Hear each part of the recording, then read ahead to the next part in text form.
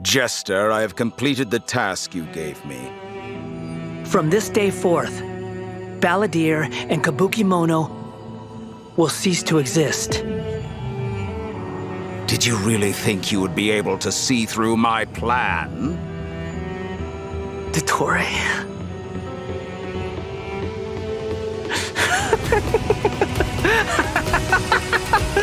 Dottore!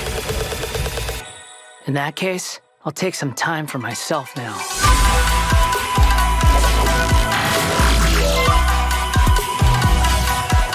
Squall and Fury!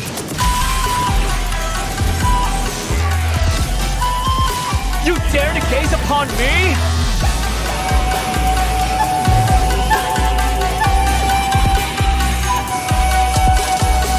And I'm liking Scaramouche's new style. Ooh, dude's looking sharp. Heck yeah, always. Nah, right. And at this point, he's known by a completely different name, the Wanderer. I love that name. Okay, so I know I'm not the only one who's curious about what happened. I mean, it looks like he's really changed a lot. Yeah, for sure. But I'm afraid that's all we can show for now. Travelers will have to experience the story for themselves in-game. I mean, it's better to explore the storyline without too many spoilers, right? True. Yeah, I guess you're right. Okay, we'll leave the rest for travelers to discover themselves. But the Wanderer is also going to be a new playable character in version 3.3, so let's talk about that. I'm sure many of our viewers are curious about his talents. Heck yeah, sure thing. Let's have a look at the Wanderer in combat. There's no need to exchange pleasantries. It's rather pathetic to force a conversation just to occupy silence. The wind rises.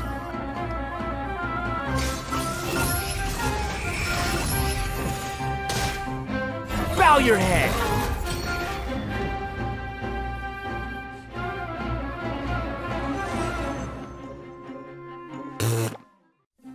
All right, Patrick, you're up.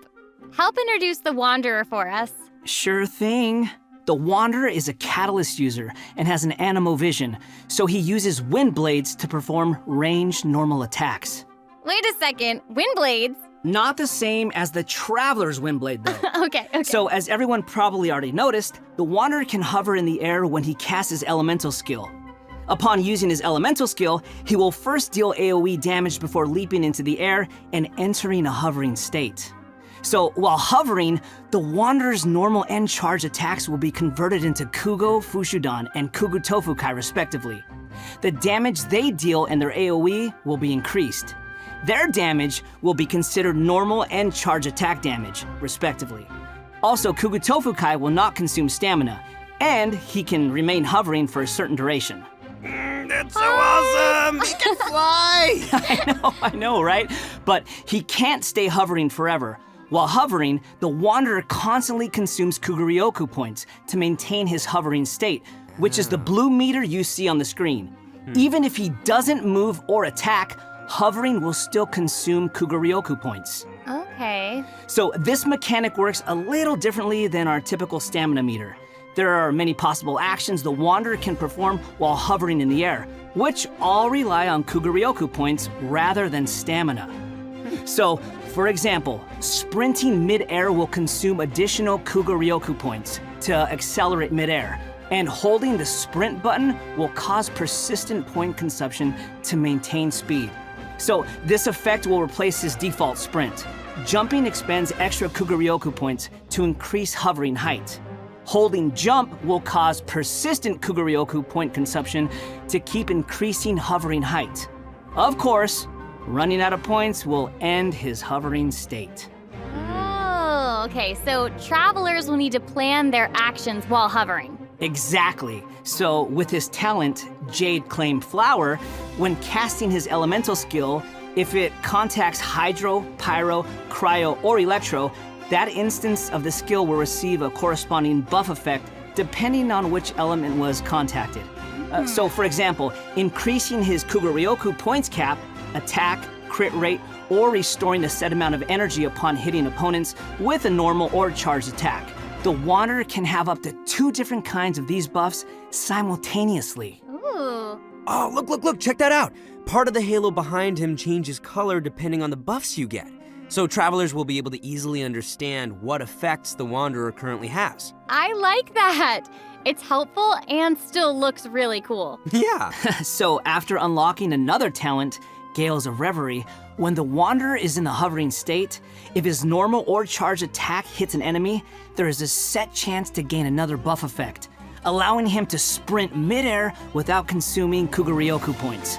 Additionally, this buff effect will fire wind arrows to attack the enemy. Ooh. Oh, dope. I'm sure extra buff effects like that will go a long way for players when they're in combat. Yeah, for sure. And if you've noticed, there is a colorful aura of light around his body to indicate when that buff effect is triggered. I saw that. That's pretty cool. I love all the detail they've put into the Wanderer. All right, this brings us to the Wanderer's elemental burst. Sweet. Yay! So, check this out. Upon unleashing his burst, he compresses the atmosphere and stomps it down toward the enemy. So, travelers should note that if the Wanderer is in a hovering state when he unleashes his burst, then the hovering state will end and he will begin descending after the burst is completed. Okay, this stomping animation is a little aggressive. Yeah, but it's cool. I know, and it actually suits his character. Mm-hmm. Yeah, I can't help but agree.